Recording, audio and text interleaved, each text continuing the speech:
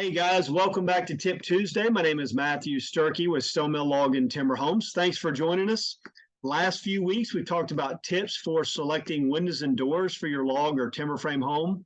The next few weeks, we're going to talk about construction tips, and we're going to talk specifically about settlement in interior framing, in fireplaces, and in cabinetry. And before we talk about tips for framing interior walls, to account for settlement, I want to talk a little bit about what settlement is. Settlement occurs typically in compression and in shrinkage. When you have compression settlement, you've got roof weight compressing the log walls. When you have shrinkage settlement, you've got the material acclimating to its environment and stabilizing, and you've got continued compression. So a majority of your settlement is going to be within the first 90 to 120 days. Most of that's going to be in compression as the structure is getting weight on the roof, weight on the log walls, and it's compressing everything and tightening everything up. And then as you finish that first winter cycle in the construction phase, you typically will see that shrinkage settlement occur, but it's fairly minimal. We allow for 2 inches of settlement in our log structures. You can see the 2-inch settlement space above all the windows and doors that we put in our slotted bucking system. And then when you go to frame interior walls, you're going to do what we call floating frame wall construction or split top plates. And these split top plates, you have a top plate on your framing and you have a top plate to the bottom of the floor. And you have a 2-inch space between those. And that floating wall is actually attached to the plate at the bottom of the ceiling with a log screw or a lag bolt.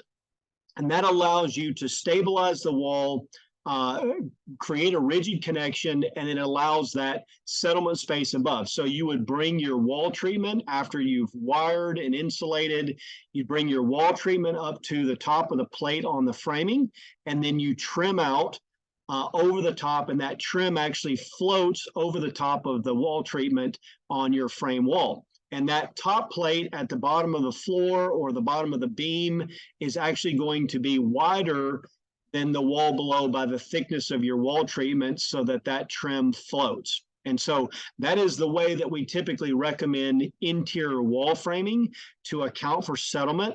When you get to a frame wall that is attached to a log wall, there is what we call a wall lead connection, where you actually, if you've got a 2x4 wall, you would turn two 2x4 or 2x6 on edge like you see here.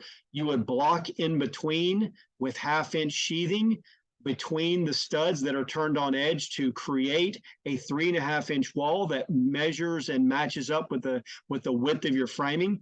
And then you run lag bolts and washers snug to that wall lead connection, and that creates and acts the same way that our slotted bucking system does. And some people will say, well, why can't we just use a slotted buck at this wall lead intersection at a log wall?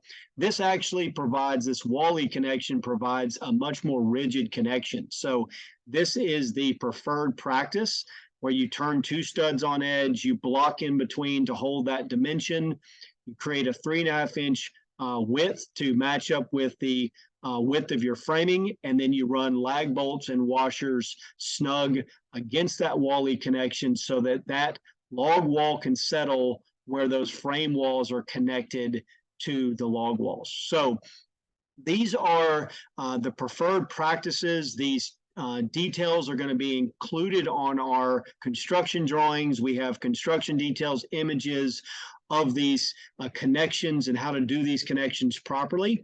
And hopefully this is something that, if you have questions about, feel free to call us anytime. We'll walk you through this during project management, during the construction phase, before you start doing interior framing on the log home when we get finished with our scope. So hopefully this has been helpful. We'll talk more about settlement in fireplaces and in cabinetry in the weeks to come.